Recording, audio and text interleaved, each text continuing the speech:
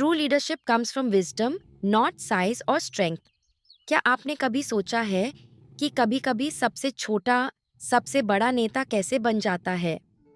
ये कहानी है एक ऐसे जंगल की जहां जानवरों ने एक छोटे से पक्षी पर भरोसा किया और उसी ने उनकी जिंदगी बचा ली। एक घना जंगल था जहां हर तरह के जानवर रहते थे, शेर, हाथी, हिरण और छोटे-छोटे पक्षी। लेकिन एक साल जंगल में बहुत भयानक सूखा पड़ा। नदी सूख गई, पेड़ सूखने लगे और खाने-पीने की कमी हो गई। सभी जानवर डर गए क्योंकि अब उन्हें जंगल छोड़कर कहीं और जाना था।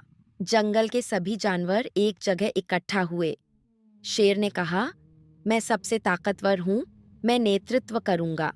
हाथी बोला, मैं सबसे बड़ा हूँ, मुझे रास्ता पता है।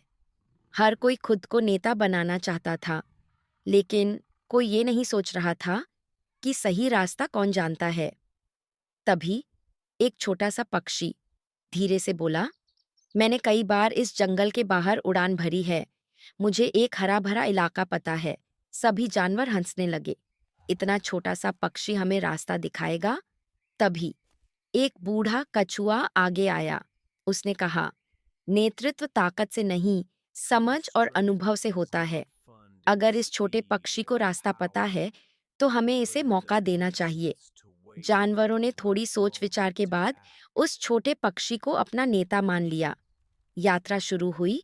रास्ता लंबा था, मुश्किल था, लेकिन पक्षी ऊपर उड़कर सही दिशा बताता रहा। जब भी कोई खतरा आता, वो पहले ही सबको सावधान कर देता। धीरे धीरे सभी जानवर उस पर भरोसा करने लगे।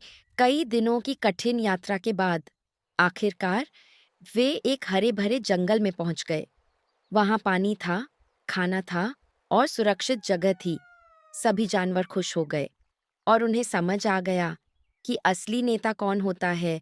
तो याद रखिए, नेता बनने के लिए बड़ा होना जरूरी नहीं है। जरूरी है सही सोच, अनुभव और दूसरों के लिए सही फैसले लेना। अगर आपको ये कहानी पसंद आई, तो लाइक करें, शेयर करें और ऐसे ही कहानियों के लिए सब्सक्राइब करें।